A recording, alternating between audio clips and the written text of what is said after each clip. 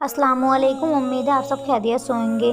पिछली वीडियो में जो मैंने आप लोगों से सवाल पूछी थी कि हमारे प्यारे नबी हज़रत मोहम्मद सल्लल्लाहु ताला अलैहि वसल्लम की कितनी बेटियां थीं, तो चलिए जानते हैं हमारे प्यारे नबी हज़रत मोहम्मद सल्लल्लाहु ताला अलैहि वसल्लम की 4 बेटियां थीं।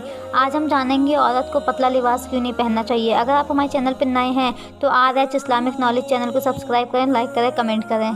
तो चलिए जानते हैं। थी इसलिए उस अजाब में वो गिरफ्तार कर दी गई। मैं पूछना चाहता हूँ, ऐ इस्लाम की मुकद्दस शहजादियों, तुम्हारा जिस्म बहुत नाजुक है, तुम बहुत कमजोर हो, तुम्हें सिनफे नाजुक कहा गया है। मर्द तो मर्द है, अगर अल्लाह अपना अजाब पत्थर और पहाड़ों पर डाल दे तो पहाड़ भी अल्लाह के अजाब को बर्दाश्त नहीं कर सकते।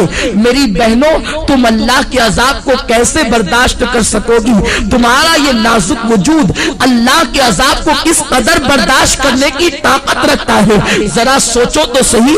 आज तुम अपने हुस्न की नुमाइश कर रही हो, आज तुम बारीक और पतले कपड़े पहन करके अपने हुस्न को दुनिया के सामने जाहिर कर रही हो। क्या तुम्हें डर नहीं लगता ये तुम्हारा हुस्न ज्यादा दिन तक तुम्हारे पास न रह सकेगा? जवानी कितने दिन के लिए आती है? जवानी आती है जाने के लिए, जवानी आती है खत्म होने के लिए। ज्यादा से ज्यादा जवानी 10 से 15 साल तक तुम्हारे पास रहेगी। अपनी जवानी की उम्र में तुम अपने हुस्न की नुमाइश कर लो, तुम अपने हुस्न की खूब नुमाइश करोगी।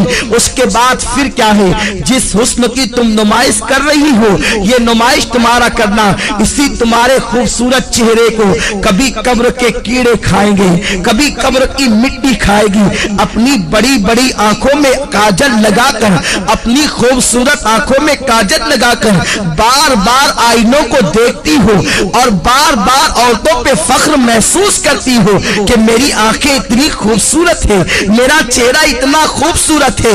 अरे नादानो, तुम्हारे खूबसूरत चेहरे की हकीकत क्या है? अगर तुम्हारे चेहरे पर चंद फुंसियां निकल आए तो तुम्हारा शौहर भी तुम्हारी तरफ निगाह उठाकर देखने को तैयार न होगा। मगर अल्लाह अकबर, इस दुनिया के अंदर अपने चेहरे को हसीन बनाने के लिए, अपने चेहरों को खूबसूरत बनाने के लिए इस कदर एहतमाम करती हो और खूबसूरत चेहरे पे इतना मटक मटक कर इतराती हो। ये तुम्हारा खूबसूरत चेहरा कब्र के अंदर 3 दिन के अंदर बिगड़ जाएगा। 3 दिन के अंदर इसे कब्र के कीड़े खाएंगे। हजरत सईद इब्ने मुसय्यब रहमतुल्लाहि ताला अलैह फरमाते हैं, जब हजरत अली मुर्तजा के साथ मैं कब्रस्तान गया तो मैंने जाने के बाद क्या देखा? अली मुर्तजा ने कब्र वालों को सलाम किया और सलाम करने के बाद पूछा, ए कब्र वालों, तुम्हारा क्या हाल है, तुम्हारी क्या कैफियत है? तो एक कब्र से आवाज आई, अली क्या पूछते हो? जिस खूबसूरत बालों को हम दिन में कई मर्तबा संवारते थे, वो बाल हमारी खोपड़ियों से झड़ चुके हैं।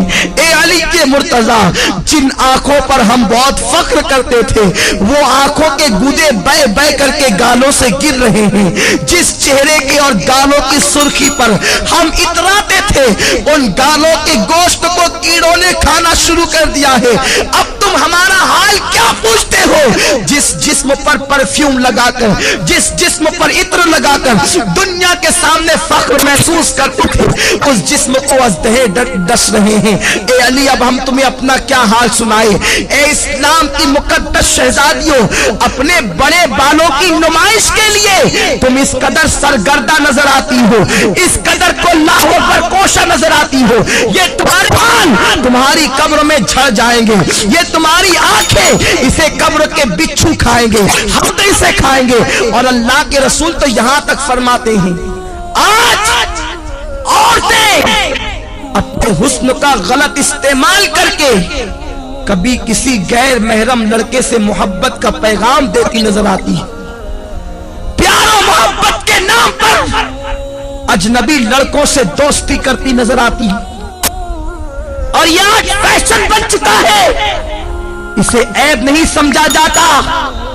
वो औरतें कान खोलकर सुन ले जो लोगों से गलत ताल्लुकात कायम करती हैं। फरमाया गया, जिन औरतों ने दूसरे मर्दों से ताल्लुकात कायम करना तो बहुत बड़ा जुर्म है, एक मर्तबा अपना हाथ किसी दूसरे मर्द के हाथ में दिया होगा, उस औरत पर अल्लाह उसकी कब्र में 99 सांप मुसल्लत फरमाएगा, और उसमें से एक सांप की ताकत का आलम यह होगा कि वो सांप अगर सांस ले दुनिया में, वो सांप अगर दुनिया में सांस ले तो उसकी सांस की गर्मी से पूरी दुनिया के इंसान मर जाए, और अगर वो सांप किसी पहाड़ पर अपनी दुम को मार दे तो पहाड़ रेजा रेजा हो जाए। इतना ताकतवर वो सांप है। ऐसे ऐसे ताकतवर 99 सांप उस औरत पर मुसल्लत किए जाएंगे जिसने एक मर्तबा अपना हाथ किसी गैर मर्द के हाथ में दिया होगा। आज लड़कों से दोस्ती फैशन समझा जा रहा है। बच्चियां सज धज कर स्कूल और कॉलेज का रुख इसलिए करती हैं, इल्ला माशाअल्लाह सबकी बात नहीं करता कि लड़के उन्हें देखे उनकी तरफ मुतवज्जे हों। अल्लाह के रसूल सल्लल्लाहु अलैहि वसल्लम ने फरमाया, मैंने मेराज की रात एक मंजर देखा कि आग की कैंची से कुछ औरतों की जिल्दें काटी जा रही है। आग की कैंची से उनकी जिल्दें काटी जा रही है। जो खवातीन ऑपरेशन को जानती है और जिनका ऑपरेशन किसी मकाम पर यह कहा हुआ है या उन्होंने ऑपरेशन की दास्तान को सुना होगा तो उन्हें मालूम होगा कि जब किसी की जिल्द डॉक्टर काटता है तो पहले उसे बेहोश करता है, फिर बड़ी नजाकत के साथ हल्के हल्के अंदाज से काटता है। फिर जब होश आता है तो इंसान कितना तड़पता है, कितना बेचैन होता है, कितना बेकरार होता है। बहुत एहतियात के साथ अगर बेहोश करके इंसान की जिल्द काटी जाए तो इंसान इतना तड़पता है। मेरी बहनों जरा सोचो तो सही कि आग की कैंची से कुछ औरतों की जिल्दें काटी जा रही थी। गैबदार रसूल सल्लल्लाहु अलैहि वसल्लम ने फरमाया, मैं वो मंजर देखकर बेकरार हो गया। मैंने पूछा, जिब्रील ये कौन औरतें हैं और इन पर ये अजाब क्यों है? तो जिब्रील ने कहा, या रसूल अल्लाह, ये आपकी उम्मत की वो औरतें हैं जो इसलिए बन संवर के घर से निकलती थी कि मर्द इनकी तरफ रागिब हो और इनकी तरफ देखे, इसलिए इन्हें इस अजाब में मुब्तला किया गया। ऐ इस्लाम की मुकद्दस शहजादियों, तुम मगरबी तहजीब और फैशन पर अमल करने के बाद बहुत ज्यादा कामयाब नहीं हो सकती, बहुत ज्यादा कामरान नहीं हो सकती।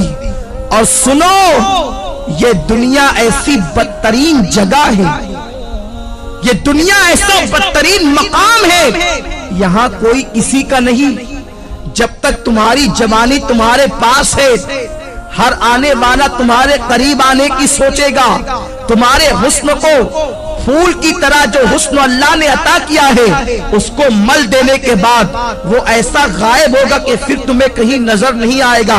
आजकल ये बातें भी सुनने में आ रही है कि ये चीज भी फैशन बनती जा रही है कि एक औरत शौहर के होने के बावजूद दूसरों की तरफ निगाह करती है, या दूसरों के बहलाने फुसलाने पर, कभी जेवर के लालच देने पर, कभी दौलत की लालच देने पर, कभी कारों में और बाइक पर घूमने की लालच देने पर औरतें फिसल जाती है। दरअसल गलती औरतों की नहीं है, इसलिए कि ये बेचारी नाकिसुल अक्ल है, बहुत जल्दी किसी के फंदे में आ जाती है, बहुत जल्दी कोई इन्हें इस्तेमाल कर जाता है, बहुत जल्दी कोई इन्हें यूज कर लेता है। मगर मेरी बहनों, मेरी बात का बुरा न मानना, मैं तुम्हारे नबी का नवासा और तुम्हारा छोटा सा भाई हूँ। मैं तुम्हारी खैरखाई के लिए ये बातें अर्ज कर रहा हूँ, वरना औरतें ये ना कहें कि मिंबर पर बैठकर हमसे ये क्या बातें कही जा रही है। मैं یہ نہیں کہتا کہ اجتماع میں آنے والی ساری عورتیں بری ہیں. میں یہ باتیں صرف اس لیے کہہ رہا ہوں کہ جو بری عورتیں ہیں تم جا کر کے ان عورتوں کو یہ باتیں بتاؤ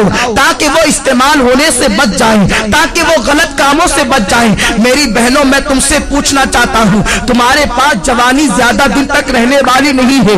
10 سے 15 سال تک تمہاری جوانی تمہارے پاس رہے گی. اور سنو, اللہ کے رسول صلی اللہ علیہ وسلم نے فرمایا, عورتوں کا سب سے بڑا زیور عورت کی شرم و حیا ہے. جو عورت جتنی با حیا ہے وہ عورت اتنی زیادہ معزز ہے, وہ عورت اتنی زیادہ مکرم ہے. سنو, اگر تمہارا شوہر غریب ہے, اگر تمہارا شوہر بہت زیادہ نادار و مفلس ہے, تب بھی اسی شوہر کے ساتھ وفاداری کرو, اس کے ساتھ غداری مت کرو. اگر کوئی انسان کتنا ہی زیور کا لالچ دے, کتنی دولت کا لالچ دے, کتنے ہی کاروں میں بائک پہ گھومنے پھرنے کا لالچ دے, کبھی کسی کی طرف نگاہ اٹھا کر نہ دیکھنا.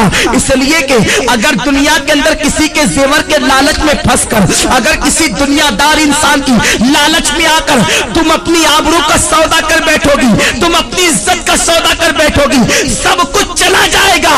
دنیا میں عزت بھی چلی جائے گی اور آخرت میں تم جہنم کا ایندھن بنو گی. اور اگر تم نے اپنی عزت کو سنبھال کر رکھا, اپنی حیا کو سنبھال کر رکھا اور غریب شوہر کے ساتھ تم نے وفاداری کے ساتھ اپنے شوہر کے ساتھ وفاداری کی, تو نبی کا فرمان سنو. میرے آقا فرماتے ہیں, جو عورت اپنے غریب شوہر کے ساتھ وفاداری کے ساتھ رہتی ہے, اپنی آبرو کا سودا نہیں کرتی, ایسی عورت کو اللہ میری بیٹی فاطمہ کے ساتھ بغیر حساب و کتاب جنت میں داخل فرمائے گا. اب اگر تم بغیر حساب و کتاب جنت میں داخل ہونا چاہتی ہو سیدہ فاطمہ کے ساتھ, تو اپنی آبرو کا سودا نہ کرنا, کسی کے لالچ دینے میں نہ آنا. یہ زیور کیا حیثیت رکھتے ہیں, زیوروں کی کیا حیثیت ہے, سونے چاندی کی کیا حیثیت ہے, اچھے لباس کی کیا حیثیت ہے, کاروں کی کیا حیثیت ہے, دنیاوی سواریوں کی کیا حیثیت ہے. جب تمہاری موت آئے گی تو سن لو, بڑھاپے میں مرنا ضروری نہیں ہے, جوانی میں بھی تمہیں موت آ سکتی ہے. اللہ اکبر, جب تمہیں موت آئے گی, اگر تم نے اپنی حیا کو بیچ کر زیورات حاصل کیے ہوں گے, یہی زیورات تمہارے بدن سے نکال لیے جائیں گے. اچھے اچھے لباس تم نے جو جمع کیے ہوں گے وہ لباس بھی تم سے چھین لیا جائے گا, اور تمہیں کیا پہنایا جائے گا, سادہ سا سمپل سا 2 گز سفید کپڑا جسے دنیا کفن کہتی ہے, وہ کفن تمہارے بدن سے لپیٹا جائے گا. کافور کی وہ غمگین خوشبو تمہارے بدن سے لگائی جائے گی. تمہاری سہیلیاں آج جو تم سے کہتی ہے چل, اس غربت میں کیا رکھا ہے, اس غربت میں کیا رکھا ہے, چل چل کر عیش کی زندگی گزار. یاد رکھنا, ان ظالموں کی بات کبھی مت سننا. اے سیدہ فاطمہ کی کنیزاؤں, نبی نے اپنی بیٹی کا نکاح کسی کروڑ پتی کے ساتھ نہیں کیا تھا, نبی نے اپنی بیٹی کا نکاح ایسے علی کے ساتھ کیا تھا جس کے پاس گھر بھی رہنے کو موجود نہ تھا. حضرت علی کے میں سے میرے آقا کہتے ہیں, علی میں فاطمہ کے ساتھ تمہارا نکاح کرنا چاہتا ہوں. علی ایسے تھے, اس وقت ان کے پاس مہر دینے کے لیے پیسے بھی نہ تھے, کپڑے پہنانے کے لیے پیسے بھی نہ تھے. عرض کرتے ہیں یا رسول اللہ, نہ مہر دینے کے پاس میرے پاس پیسے ہیں, نہ کپڑا خریدنے کے لیے میرے پاس پیسے ہیں. حضور فرماتے ہیں میری زرہ لے کر کے جاؤ, اسے بازار میں بیچ دو اور کپڑے خرید کر کے لاؤ اور فاطمہ کا مہر ادا کرو. میں پوچھنا چاہتا ہوں, نبی چاہتے تو اپنی بیٹی کا نکاح کسی دولت مند کے ساتھ کر دیتے. بڑے بڑے دولت مند میرے سرکار کی بیٹی کا ہاتھ مانگنے کے لیے آئے تھے, مگر نبی جانتے تھے اگر میں نے اپنی بیٹی کا نکاح کسی دولت مند کے ساتھ کر دیا تو میری امت کی بیٹیوں کا کیا ہوگا, میری امت کی بیٹیاں زندگی کیسے گزارے گی. نبی نے اپنی بیٹی کا نکاح ایک غریب علی کے ساتھ کر کے دنیا کو بتا دیا کہ غریب شوہر کے ساتھ ایمانداری اور وفاداری کے ساتھ اپنی زندگی کو گزار دینا یہ نبی کی بیٹی فاطمہ کی سنت ہے, تمام جنتی عورتوں کی سردار کی سنت ہے. میرے آقا علیہ الصلوۃ والتسلیم کی کنیزاؤں سیدہ فاطمہ اتنے غریب ہی کے عالم میں اپنی زندگی کو گزارتی تھی کہ اپنے ہاتھوں سے چکی خود پیستی تھی. چکی پیسنے ٹوٹنے سے ہاتھوں میں چھالے پڑ گئے تھے، مشکیزہ بدن پر رکھ کر کے پیٹھ پر لاد کر مشکیزے سے پانی لاتی، نبی کی شہزادی کے پیٹھ پر اس مشکیزے کے کالے کالے نشان پڑ گئے تھے۔ میری بہنوں تم بھی تو اچھا لباس پہنتی ہو، نبی کی بیٹی تو 72 پیون لگی ہوئی ایک چادر اوڑھتی تھی، اور ایک چادر کے علاوہ نبی کی بیٹی کے پاس دوسری کوئی چادر موجود نہ تھی۔ تم تو تین مرتبہ پیٹ بھر کر کے کھانا کھاتی ہو، نبی کی بیٹی تو تین دن تک کے فاقے کرتی تھی۔ کیا نبی کی بیٹی کی زندگی تمہارے لیے نمونہ نہیں ہے؟ کیا نبی کی بیٹی کی زندگی تمہارے لیے اسوہ حسنہ نہیں ہے؟ ذرا سوچو تو صحیح، تم 3 مرتبہ پیٹ بھر کے کھا کے اللہ اور رسول سے بے وفائی کرتی ہو، اور وہ 3 دن فاقہ کر کے اتنی نماز کی پابند تھی کہ 5 وقت کی نماز بھی پڑھتی، تہجد بھی پڑھتی، اور جب نفل نماز پڑھتی تو ایک سجدے کے اندر پوری رات گزر جاتی، اور سبحان ربی الاعلیٰ کا ترانہ گنگناتی۔ جب فجر کی اذان سنتی تو حسرت کے ساتھ سر کو سجدے سے اٹھاتی اور کہتی، اے اللہ تو نے رات اتنی چھوٹی بنائی کہ تیرے محبوب کی بیٹی فاطمہ دل کھول کے سجدہ بھی نہ کر سکی۔ اے خاتون جنت کی کنیزاؤں، تم مسلمان ہو، تمہاری تقدیر کا ستارہ بہت عروج پر ہے، اللہ نے تمہیں ایمان کی دولت دی ہے۔ غیر مسلم عورتوں کو دیکھ کر ان کی طرح بننے کی کوشش نہ کرو، فلموں میں ہیروئن کو دیکھ کر ان کی طرح بننے کی کوشش نہ کرو۔ ذرا سوچو تو صحیح، میرے آقا فرماتے ہیں میں نے عورت کی عزت کو کعبے سے بھی بلند کر دیا ہے، تمہاری عصمت کو نبی نے کعبے سے بلند کیا ہے، تمہیں اپنے آپ کا کوئی خیال نہیں، تم پارکوں میں جا کر اللہ اکبر اللہ کی نافرمانی کر رہی ہو۔ اور سنو، کوئی کہیں بھی جائے سب کی نگاہ سے تو چھپ کر تم گناہ کر سکتے ہو، اللہ کی نگاہ سے تم کبھی نہیں چھپ سکتے۔ قرآن کہتا ہے ان اللہ کان علیکم رقیبا، تم جہاں کہیں ہو اللہ تم پر سخت نگرانی فرما رہا ہے۔ دوسرے مقام پر میرے رب نے فرمایا واتقوا اللہ ان اللہ خبیر بما تعملون، اللہ سے ڈرو کہ وہ تمہارے ایک ایک پل کی خبر رکھتا ہے۔ اور یہ بھی سن لو میری بہنوں، اگر تم نے اللہ سے ڈر کر گناہوں سے توبہ کر لی تو اللہ کے رسول فرماتے ہیں جو اللہ سے ڈرتا ہے اللہ اسے سب سے بے نیاز کر دیتا ہے، اللہ محتاجی کو دور کر دیتا ہے۔ جو اللہ سے ڈرتا ہے اللہ اسے ایسی جگہ سے روزی عطا کرتا ہے جہاں پر اس کا گمان بھی نہیں جاتا۔ آؤ میں آپ کو استقامت فی الدین کے حوالے سے اور اللہ کے خوف کے حوالے سے ایک بڑی پیاری حکایت پیش کروں۔ امام یافعی علیہ رحمت و رضوان فرماتے ہیں میری بہنیں غور سے سنیں اور اللہ کا خوف اپنے دل کے اندر پیدا کریں۔ جب ایک عورت اللہ سے ڈر کر گناہوں کو ترک کر دیتی ہے تو اللہ